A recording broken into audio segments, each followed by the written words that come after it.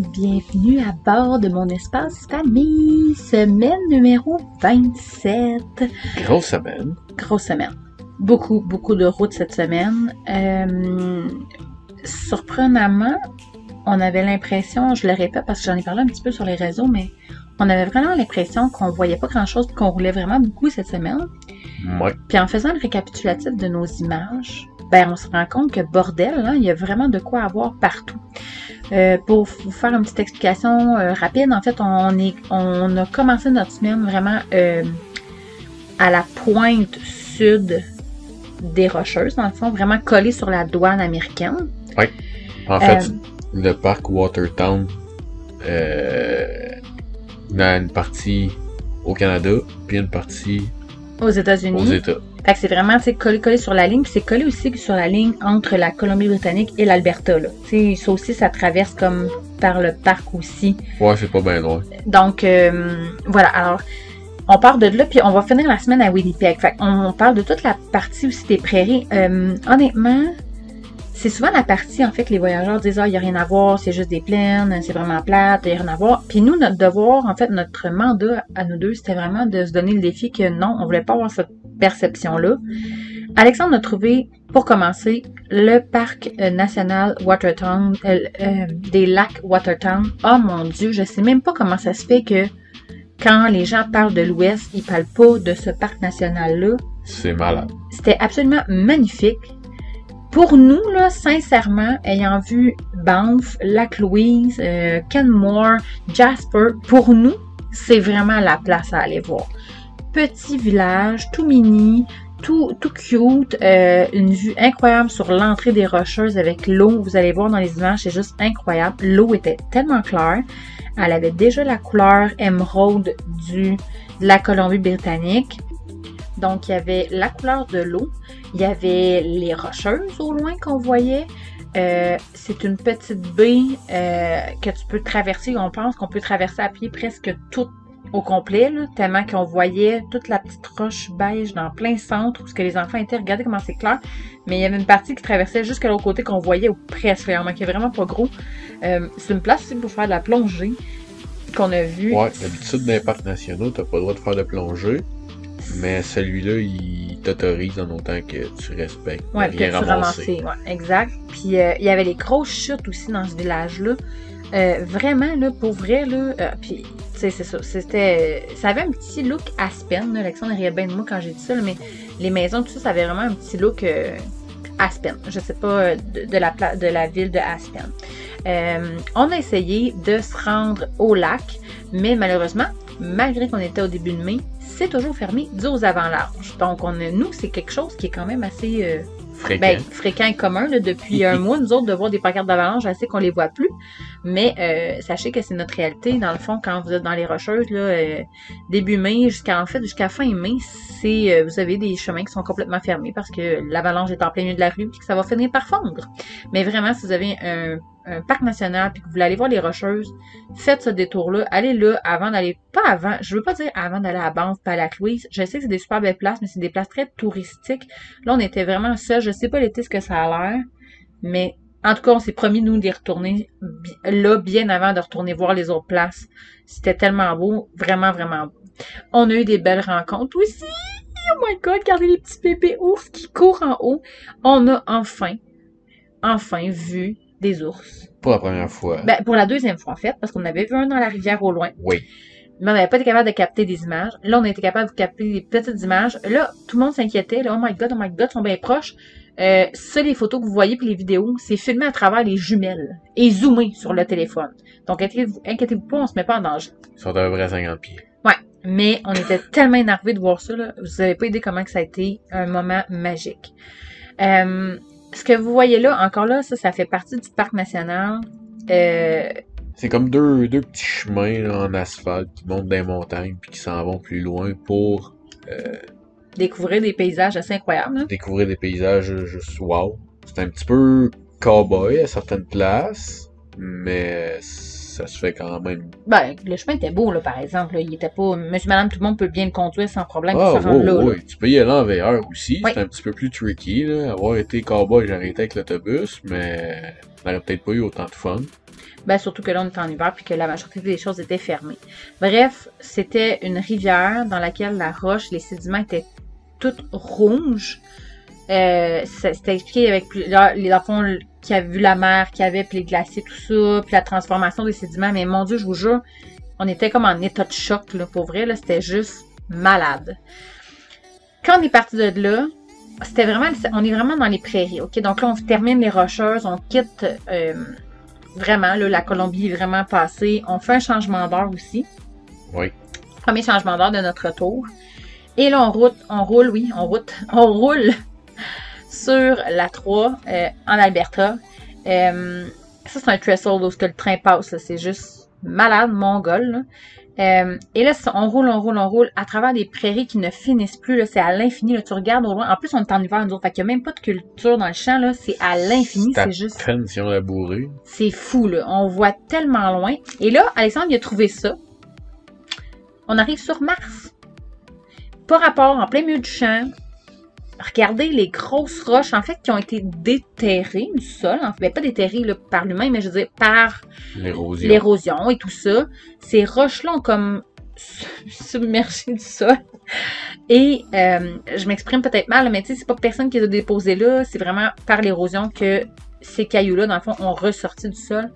Je vous dis, on avait l'impression d'être sur Mars, carrément. C'était vraiment fascinant. Est-ce que c'est un détour qui vaut la peine? Pour moi, oui, parce que c'est justement les choses qui font une petite différence des prairies. Ouais. Ça casse le beat. Ça casse le beat. En fait, tu te demandes vraiment, genre, comment ça se fait que c'est là puis que ça s'est ramassé là, cette affaire-là. À la limite, on aurait pu dormir direct là. Ah ouais, ben oui, vraiment. C'était juste trop tôt. Il était vraiment, c'est ça. C'est vraiment, en tout cas, c'était fascinant, là, pour vrai, là, de voir ça à travers les prairies. On a fait un arrêt que certains reconnaîtront, en fait, un méga tipi. Le plus gros au monde. C'est quand même impressionnant, pour vrai. On arrive en dessous de la sculpture, c'est vraiment impressionnant. Encore là, on continue de rouler dans les prairies. On était un peu casse-cou dans le sens qu'on s'est vraiment comme tassé. On est allé dans les petits chemins. Oh. Mais là, bang! On fait, ben non, ça se peut pas. On tombe sur des antilocarpes, que ça s'appelle exactement. Sincèrement, c'est des gazelles, là, dans le fond. Moi, je savais pas qu'on avait ça au Canada. Non plus. Et là, ils sont libres, ils sont dans le champ. Il y en a très peu. Les chances d'en voir, quand on est allé au musée par la suite, c'était écrit qu'il y en avait très peu de chances d'en voir. Nous autres, pour vrai, on était super gâtés. Il y en avait beaucoup, beaucoup de troupeaux. Mais comme je vous dis, on est vraiment dans les champs, là. Vraiment, vraiment dans les champs, dans les rangs très creux et profonds. On en a croisé tout plein. On en a croisé vraiment tout plein de trous. Regardez, quand je vous dis qu'on est vraiment dans les champs, là, ceci est notre stationnement pour la nuit. C'est un 4 coins. Il y a je pense qu'il y avait 3 habitants. Ouais. En fait, 3 maisons qui avaient de la vie. On est à l'église était fermée. Ça, c'est le giga-parc du village. Je sais même pas si on va appeler ça un village, honnêtement. Je sais pas. Mais c'était tellement fun, on était vraiment toutes seules. Et on était à quelques minutes, là, à même pas 30 minutes de Great Sand Hill, en Saskatchewan. Oh my god, c'était capoté. Encore là, regardez, là, on est dans les prairies, là. Regardez comment c'est vide. Il y a même des vaches en plein milieu de la rue. Puis là, pouf, on se ramasse. Un chemin de sable que tu te demandes si tu vas pas rester pris. Ouais. Puis tu fais, ben non, ça se peut pas. Et bang, on tombe dans le Sahara carrément. Encore là, oui, on est vraiment au Canada. Une dune de sable d'une hauteur de je sais pas combien de pieds, là, pour vrai, là, que ça devait... c'était haut, là. Je sais pas. Au moins 150 pieds de haut. Et ça, là, avec le vent, ça bouge. Donc là, les images qu'on vous a prises, vous voyez les vallons, oui. Mais la dune va se déplacer aussi. Elle sera jamais pareille à cause du vent. Ça se déplaçait de combien déjà? Hey, je me souviens plus. Ouais, je me souviens plus. Je pense que c'est 15 pieds, 25 pieds. Ouais. Que ça bouge de 15 à 25 pieds par année. Là, tu sais, que ça change de place. Hey, là, oublie ça. Le paradis pour les enfants. C'est là qu'on a célébré notre 6e mois de voyage, d'ailleurs. Hey, déjà 6 mois. Ça, je le dis, puis je me crée pas moi-même. C'est du sable là, comme de la farine. Là. Genre ceux qui sont allés déjà dans le sud, le Cuba, Mexique, tout ça. La plage la plus fine que tu as retrouvée, je pense que ça tu ramènes dans tes valises, hein? Bon, c'est ça. Ah ouais, c'était fou. Mais là, écoutez, les enfants se sont roulés là-dedans. Rien de moins, là, roulés là-dedans. Il y en avait partout. Et je pense qu'on en ramasse encore après 4 jours qu'on n'est plus là. Oui. Mais ils ont eu du fun. C'était doux, c'était le fun. Mais encore là, on est dans les prairies. Cette semaine, notre défi, c'était le vent. Ah. On a eu du vent, puis du vent, puis du vent, puis du vent. Fait que beau, pas beau, chaud, pas chaud. Il vente, puis il fait frais pareil pour nous autres. Fait que comme vous pouvez voir, on se promène avec nos manteaux, pas de manteau, avec nos manteaux, pas de manteau, manteau, pas de manteau, manteau. Même s'il y a le gros soleil, il n'y a aucun nuage, ça reste que c'est encore très frais et frais. Vraiment, on est devenus des guidounes de fret. Là, on a carrément... Je vois pas de quoi tu parles. On est vraiment rendus des gens du Sud. Là vraiment, on est des Floridiens. Est-ce des Cubains, peut-être même des Mexicains maintenant. On a toujours froid, donc on dirait qu'on a comme... On s'est pas habitué au fait qu'il a comme un peu fait froid tout le temps. Bref, comme vous pouvez le voir, les enfants ont eu vraiment du fun. Ça a été encore là. Vous voyez, ça c'est une des fois qu'on a ramassé du sable. Oui, une des. Et quand on vous dit qu'on est vraiment dans le creux des rangs, voici une des machineries, une des petites machineries quand même, c'est pas la plus grosse qu'on a vue. C'est loin d'être la plus grosse. On croise des camions de belles de foin et on tombe sur des petites chapelles comme ça en plein milieu des champs. Il y a personne. Mais ceux qui sont jamais venus dans les prairies, Alberta, Saskatchewan et Manitoba, sachez que c'est pas parce qu'il y a une route sur le GPS que c'est en asphalte. Ouais. Loin de là. On a eu beaucoup de routes en garnotte cette semaine, Ouais. en sable. On l'a pas fait avec l'autobus, là, parce qu'on virait de bord, on continuait tout droit, on prenait un autre chemin, là. Mais tu peux rouler des jours et des jours dans la poussière. Mais vraiment, puis c'est à l'infini, là. On roulait dans les champs, puis on était comme, ben là, maintenant, on va bien finir. Non, c'est à l'infini des champs immenses, d'une grandeur. Ça se décrit pas. Pour vrai, là, ceux qui ont déjà traversé le Canada, je sais que les prairies, tu sais, vous dites, hey, c'est vraiment des champs. Non, il y a plus à voir que ça. C'est fascinant de voir que ces gens-là sont carrément isolés, en fait, pour cultiver les céréales, le blé et tout ça. Ça aussi, pour nous, on regardait ça, on était comme, aïe, mais ils sont vraiment seuls au monde. Là. Puis là, poup, un petit village. Puis là, ils ont tous les essentiels que ça leur prend. Puis après, ça, on tombe dans le vide. Et, bref, on a roulé là-dedans en direction, en fait, là, on a remonté vers le nord pour se rendre à Saskatoon, qui est une ville que, quand tu parles de Saskatchewan, tu parles de Saskatoon, tu sais, ça va ensemble, c'est un incontournable, en fait. Et on a l'habitude, on a développé l'habitude d'aller marcher les centres-villes pour les découvrir, pour en apprendre sur le centre-ville, pour comprendre aussi l'histoire de notre pays. Et Dieu sait que plus ça va, plus on fait des morceaux de puzzle ensemble. Là, c'est vraiment fascinant. Un cours d'histoire en accéléré. Vraiment, vraiment. Ben, puis approfondi. Ouais. Sachez-le, tu sais, ce qu'on se fait enseigner au Québec, c'est super bien. Mais vraiment, je pense de faire l'histoire du Canada est quelque chose de vraiment extraordinaire à développer en voyageant. Parce que ça nous donne une image beaucoup plus grande et précise de ce qui s'est réellement passé. Et là, encore une fois, on s'en va sur le bord de la rivière pour voir le paysage, voir le coucher de soleil et tout. Ah, c'est beau, il y a un barrage. Et on arrive là. Des pélicans. Il y a des pélicans. Moi, en tout cas, on capotait toute notre vie.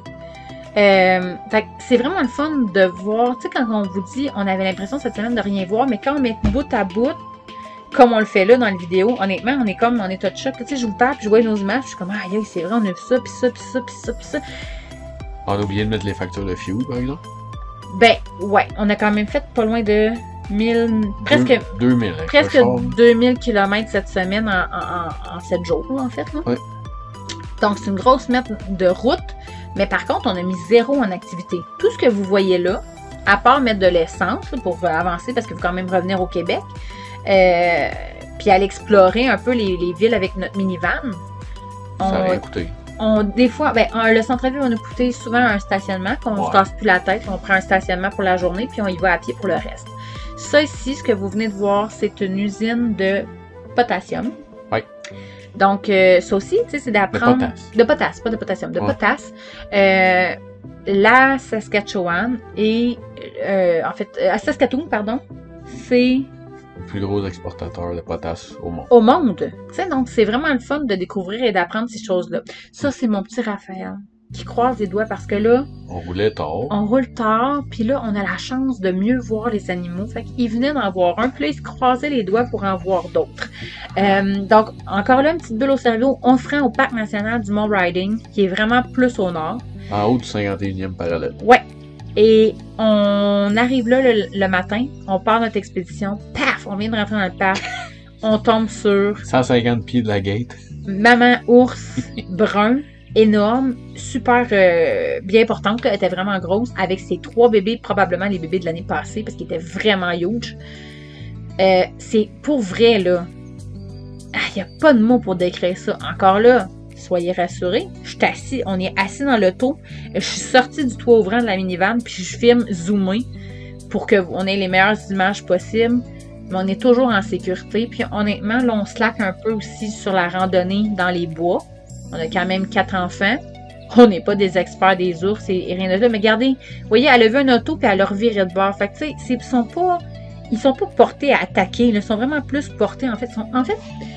Ce qui est beau de ça, c'est qu'on a remarqué à quel point ils sont encore sauvages. Oui. À quel point ils sont pas humanisés. À quel point ils sont pas nourris. Là. Du moment qu'ils entendent un petit bruit, vous allez voir une autre vidéo là, plus loin. Là. Ils rentrent dans le bout tout de suite. Puis on était loin, là. Tu sais, je zoome, puis des fois, je me mets on met dans les jumelles là, pour essayer d'aller chercher l'image. Puis Alexandre, il arrête rapidement pour leur laisser la place, pour pas qu'ils aient peur, puis avancer vraiment doucement. Puis ils sont super sauvages et tant mieux.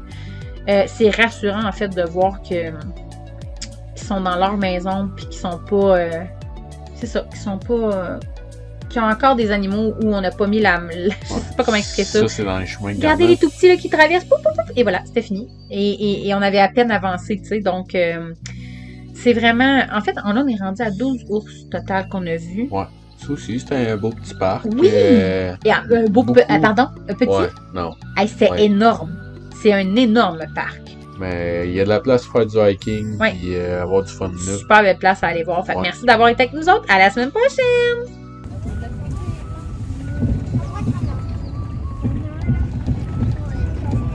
Madame. Regarde en avant. Regarde en avant. C'est pas bien ça. Ben, c'est grave. On montrera pas en bas, sinon. Nous sommes le 4 mai 2021. Et afin d'éviter que mon chum démolisse la cuisine, je vais le filmer et le mettre en bloopers cette semaine. Parce qu'il cherche juste un plat. Ça fait combien de mois qu'on vit dans la maison? 6 mois. Il me demande de dire où c'est que sont les affaires. Semble c'est pas normal qu'il y ait juste moi qui sache que la vaisselle est serrée. Dis-moi. Now I do the breaking news.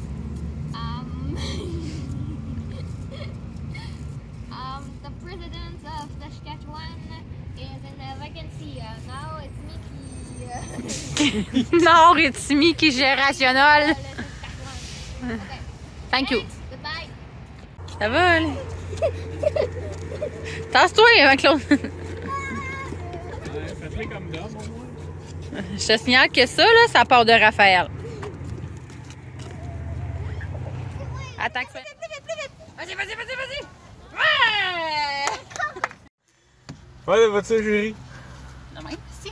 Laver le pare-brise, Chris, il est en dedans. Tu sais, j'ai beau faire comme une conne à l'extérieur, je m'en fous.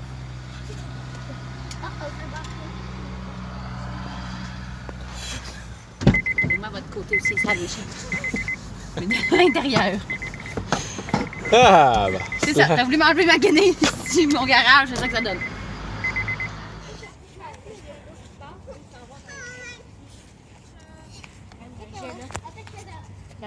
Attends, on va essayer de montrer la carte, on va essayer de la filmer. Faites-moi la présentation, les gars, là. Regarde, Bow River, excuse-moi, chérie. Faut pas te mettre devant moi parce que sinon je prends ton ombre. Saskatchewan. Là, ça, c'est la frontière. Ouais, Là, quand on a une frontière, ils mettent des plaques. Alberta, Saskatchewan. avec les États-Unis en bas. Vous voyez tout le parcours que vous faites. Un petit barrage dans le lac. Après ça, ça continue de descendre. Saskatoon, nous, ce qu'on est aujourd'hui. Prince-Albert, ça, c'est dans le nord, plus haut en haut de nous. Puis on descend jusqu'en bas. Je sais pas si vous voyez bien, mais... Il y a une frontière, Ouais, Saskatchewan. la frontière entre le Saskatchewan et le Manitoba. Ici, puis là... Ici, c'est le lac Manitoba, c'est dans le lac Winnipeg. C'est vraiment tout ça pour un parc de jeux d'eau qui est comme en pente. C'est vraiment hot.